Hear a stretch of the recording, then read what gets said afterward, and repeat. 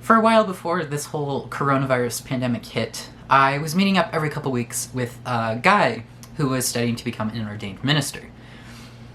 He was a really sweet guy, and I enjoyed our conversations that we had together. We both definitely had hopes behind why we wanted to talk to each other. He was trying to get me to convert to being Christian, and I was trying to make sure that any queer kids that were future members of his church would be accepted and loved for who they were without being told they needed to change. Neither of us achieved those goals, but the conversations were still super helpful for both of us to understand this completely different perspective from our own.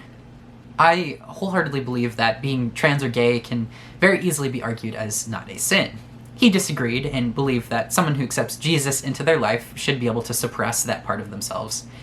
However, it is very evident that the vast majority of queer folks, when faced with the dilemma of be a cis straight person or be excluded from the church, are not able to do that.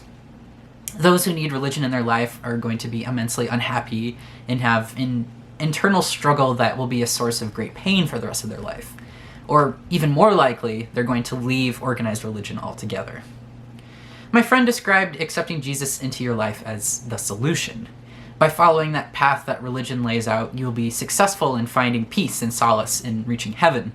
I asked him, what solution? The vast majority of the evidence shows that trying to change people's sexuality or gender identity doesn't work. Putting someone through something like conversion therapy just traumatizes them more. We at least agreed on that. I asked my friend, what would you recommend to a man who just doesn't feel attraction to women? Would you recommend he gets into an unhappy straight marriage? And he said, of course not. I would recommend he stays celibate. This just broke my heart. This gay person could have a happy, consensual, fulfilling relationship. It even states in the Bible that God created Eve to be a companion to Adam because men should not be alone. Why should this man be alone?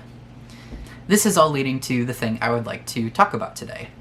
Another question I asked my friend this same conversation was, how do you feel about gay couples adopting children? He kind of thought for a moment before saying, they are often pulling these kids out of really abusive households or the foster care system, and I think that's really great. But I do think those children should be going to straight couples. He is not alone in this thought process. Many Christians believe gay couples shouldn't be able to adopt children, and that gay parents can't take as good a care of children as straight parents would. They think it's important for a child to have a mom, and that gay couples will abuse the children they adopt by turning them gay or exposing them too young to sexuality. It all falls under this bigger idea that queer individuals should not be interacting or serving as role models to children. A few years ago, I came across the story of a now adult woman describing her home life with her parents who were married but both gay. They were horribly abusive with both each other and their children, and the comment section was filled with people saying, "See, here's evidence of why homosexuality is so wrong." But abusive relationships happen everywhere, and when you look at actual studies that have been done on this topic, it is quickly evident that queer individuals being involved in the lives of children has had a net positive impact. Researchers have looked at a wide array of characteristics, including behavior problems and competencies, self-concept, moral judgment, school adjustment, intelligence, victimization, and substance abuse.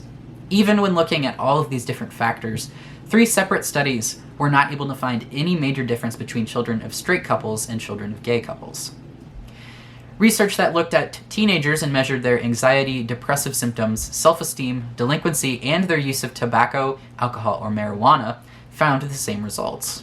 Multiple studies have also shown that children of homosexual couples have normal socialization with family members, peers, and their community. Another one of the concerns that you see from the right is that by having LGBTQ+ parents, the children will turn out to be queer as well. Looking past the fact that turning a child LGBTQ+ is seen as worse than keeping them out of the foster care system, this argument is factually unsound, as becoming queer is the result of a mixture of biological and environmental factors that can't be influenced by parents. An analysis from 2019 that looked at 72 different studies published between 2001 and 2017 about whether or not LGB parents are more likely to have LGB children found a strong consensus that there is no association at all between parent and child sexual orientations. An analysis published in 2008 looking at data between 1978 and 2000 found the exact same thing.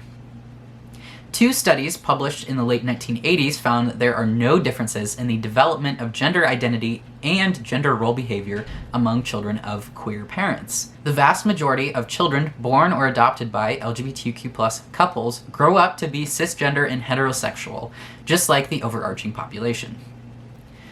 The American Psychological Association has stated, "The adjustment, development, and psychological well-being of children is unrelated to parental sexual orientation, and that the children of lesbian and gay parents are as likely as those of heterosexual parents to flourish."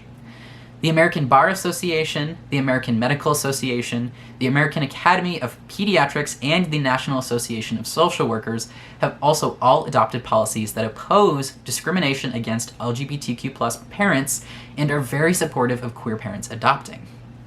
One of my favorite studies that I've come across even took testing to the next level and looked at the chemical levels of oxytocin in parents' brains. Mothers, as the primary caregivers in most families, have been found to light up in the emotional processing network when interacting with their children. When gay fathers, who were the primary caregivers, were brought in, their brains lit up in the same areas as the mothers, on top of what you would typically see from a straight father's brain. This means that at a biological level, gay fathers' brains are interacting with their children in the same way which a mother's would.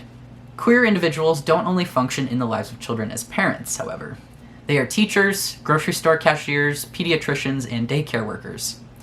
The most overt place children will encounter LGBTQ+ role models, however, is likely the media they consume. I grew up in a tiny Midwest town. My first introduction to gay people was through the consumption of television, although all my growth and understanding took place online. I can't say specifically when I was first introduced to the idea, but I can remember watching Friends at about the age of 11 or 12, which has some interesting lesbian representation. I can also remember watching a gay kiss in the show Sanctuary around the same time and being caught really off guard, not so much by the fact that it was gay, but more because it felt like it came out of nowhere. To be fair, I also feel the same way about a lot of straight relationships in television. What impact does queer media have on queer children? A study published in 2011 did a survey of gay, lesbian, and bisexual individuals at both a quantitative and qualitative level. They found that the media positively influenced self-realization, coming out, and the participants' current identities, as well as serving as a source of pride, comfort, and inspiration. The Trevor Project, a nonprofit that focuses on crisis intervention and suicide prevention for LGBTQ+ youth, says, access to LGBTQ or LGBTQ supportive role models improves mental well-being among queer youth. Positive portrayals of LGBTQ people in the media helps to reduce feelings of social isolation and invisibility. By having individuals that are openly part of the queer community in their lives, LGBTQ+ youth have access to someone showing them that who they are as a person is not something to be ashamed of, and that being open about their identity can still lead to a happy and prosperous future. This can be incredibly powerful in counteracting the overarching narrative through most of society, that finding an opposite-sex partner, getting married, and having 1.9 kids is the only way to happiness. The media's portrayal of queer folks impacts everyone else as well. A study done in 2006 exposed 3 separate groups of people to a video, one depicting a positive message of gay individuals, one a negative message, and one a neutral message.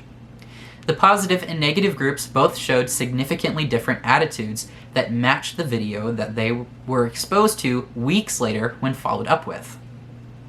It is pretty intuitive to most of us that the media we consume affects our attitudes and beliefs, but it can be hard to know to what extent. In 2005, researchers released a study on parasocial contact and found having watched media focused on gay and transgender characters, participants showed a lower level of prejudice similar to if they had personal interactions with those individuals. Media that depicts the stories of LGBTQ+ individuals not only serves to help the queer individuals watching, but also helps with the biases of the rest of the audience. Many parents are worried that exposure to LGBTQ+ individuals will infect their straight cisgender children and turn them into genderless gays. There is no reliable data that supports this. One study you might come across that claims to do so was a survey done of parents in 2018.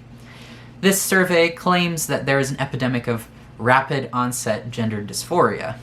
However, this survey is not reliable in its data collection. For starters, it surveyed parents and not the actual children being asked about. This survey was also taken online via websites that were biased from the get-go to cater to reactionaries. The idea that being gay or transgender is a choice, that it's something that can be changed or repressed, is something that isn't grounded in fact. Research has consistently shown that being gay is a complex result of genetics and environmental forces that shows up not only in the human species, but 450 other species on the planet. The American Psychological Association states that most people experience little to no sense of choice about their sexual orientation. There's a really interesting TED Talk from Dr. Lisa Diamond where she speaks about the fluidity of sexuality over time, and that many people who identify as gay or straight at a certain point in time can end up being in a relationship not defined by that label or stating a change in sexuality later in life. This isn't the result of choice by the individual, but rather an example of the fact that sexuality is really complex and not in our control. Looking back at my conversation with my minister friend, it seems evident to me that any anxiety surrounding queer people being in the lives of children is not whatsoever founded in fact, but instead in perpetuating fear of the other behind the facade of being a good Christian. My friend was convinced that the Bible was explicit in labeling homosexuality as a sin. I've always argued otherwise, and so have many scholars who know much more about the Bible than myself. Of the 6 short verses in the Bible that mention homosexuality, each can be interpreted within the context of the time as not referring to a consensual relationship between two people of the same sex. In this vein, homosexuality as we know it today is not really discussed in the Bible at all. Neither are transgender individuals. Much like the American Constitution, the longevity of the Bible as a text is contingent on its vagueness. We can easily house today's mores and values in our interpretation of the Bible, even if doing so is not accurate to the original intention behind those writings. Religion grows and morphs over time to suit the needs of the present. In this present, an acceptance of LGBTQ+ people is needed. So, be encouraging of your kids encountering queer folks. There are some really lovely shows out there like Steven Universe or Danger and Eggs, or John Oliver's very gay Marlon Bundo book. It's important for kids to understand that queer individuals exist in the world and are no different from everyone else, not only to foster their ability to have conversations with those individuals when they inevitably meet them later in life, but to help them accept themselves if they end up being part of the 4.5% of the population that is a member of the LGBTQ+ community. There are also thousands of lovely queer individuals in this country looking to make great parents, teachers, coaches, and yes, drag queen storytime readers. By fostering a more welcoming and diverse environment, we can work towards a future with far less bias. Stay safe in these trying times, my friends.